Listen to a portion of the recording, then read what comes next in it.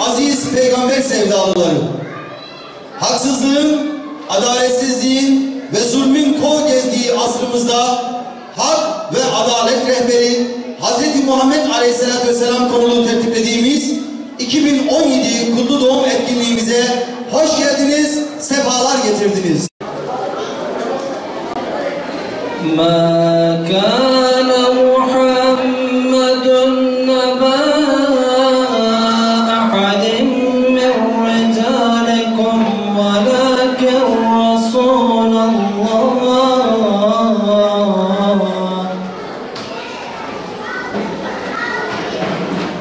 من رجالكم ولكن رسول الله وخاتم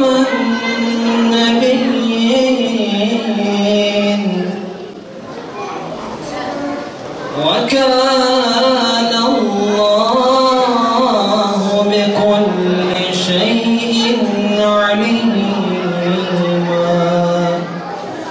Muhammed sallallahu aleyhi ve sellem'i tanıyıp yolundan gidenlere, onun hidayetiyle hidayet bulanlara selam olsun. Onu tanımayanlara, onun hidayetiyle hidayet bulmayanlara ise veil olsun. Hazreti Muhammed'in nuru kainatın hem özü hem de mayasıdır. İnsanlığın ulaştığı en yüce değerler onun eseridir. Hak ve adaletin, özgürlük ve kurtuluşun mimarı odur.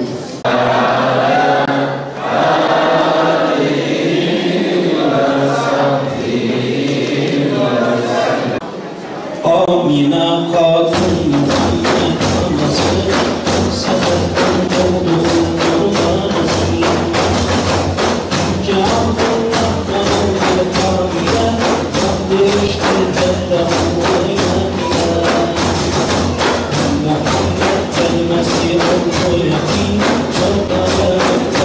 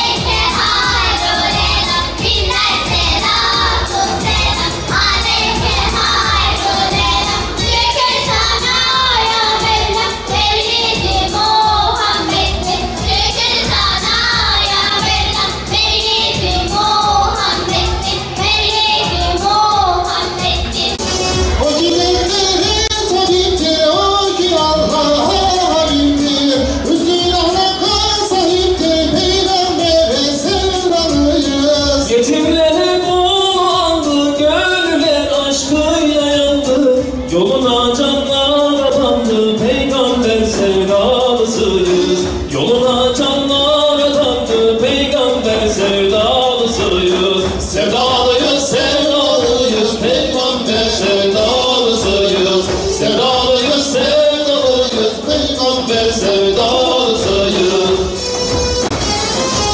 Önderimiz peygamber, Kur'an'dır bize rehber. Gün Süreyyadan geldi, geldi Allahu Ekber. Önderimiz peygamber, Kur'an'dır bize rehber. Gün Süreyyadan geldi, geldi Allahu Ekber. La ilahe illallah Muhammed Resulullah. La ilahe illallah Muhammed Resulullah. La ilahe illallah Muhammed Resulullah. La ilahe illallah Muhammed Habibullah. Hırmacı ve merhamet Peygamberi Muhammed, mümin kaldırdığı yerde sancağımı çalmaya. Hırmacı ve merhamet Peygamberi Muhammed, mümin kaldırdığı yerde sancağını çalmaya. La ilahe illallah Muhammed Resulullah. La ilahe illallah, la ilahe illallah, la ilahe illallah, Muhammed Habibullah. La ilahe illallah, la ilahe illallah, la ilahe illallah, Muhammed Resulullah. Biz peygamberi evimizin salonunda komşularımıza da anlatabiliriz. Biz mahallemizdeki derneğe gideriz, vakfa gideriz, peygamberi mahalleye anlatırız. Ama istiyoruz ki, ya Resulallah sen öyle güzelsin ki ve öyle yücesin ki ve öyle anlatılmaya layıksın ki, sen tanınmaya öyle layıksın ki böyle hep bir araya gelelim, hep beraber analım. Seni salonlarda analım, seni meydanlarda analım. Sana salat ve selam ederken binlerle yapalım. Sadece evimizde çoluk çocuğumuza değil, hep beraber tüm peygamber sevdaları yapalım dedik. O yüzden böyle bir araya geldik. O yüzden Allah'a hamd ediyoruz ki seni sevdik. Seni sevmek bize nasip oldu. Az önce küçük kızlar da söyledi. Sen yokken küçük kızları gömerlerdi. Sen yokken zulmederlerdi. Sen yokken insanların haklarını yerlerdi. Ama sen bize hem hakkı öğrettin, hak olarak Allah'a kulluğu öğrettin. İnsanlara hakkı vermeyi öğrettin. Bir peygamber olarak Allah'a hak nasıl verilir, Allah'ın hakkı nasıl verilir, onu da sen öğrettin. Yani hakkı da senden öğrendik, adaleti de senden öğrendik. Senden öyle bir hak öğrendi ki senin sahaben, senin öğrencilerin onlar gibisi yeryüzüne gelmedi. Senin sahaben adaleti senden öyle bir öğrendi ki yeryüzünde Ömer dendiği zaman akla adalet geldi. Adalet dendiği zaman akla Hazreti Ömer geldi. Sen böyle bir hak, böyle bir adalet öğrettin bizlere. Ve sen öyle bir hak verdin ki bize, vereceğin hakkı insanlara öyle bir verdin ki senin sahabenden, sahabe olmadan önce ya da sen peygamber olmadan önce Zeyd diye birisi vardı. Köle olarak satılan Zeyd.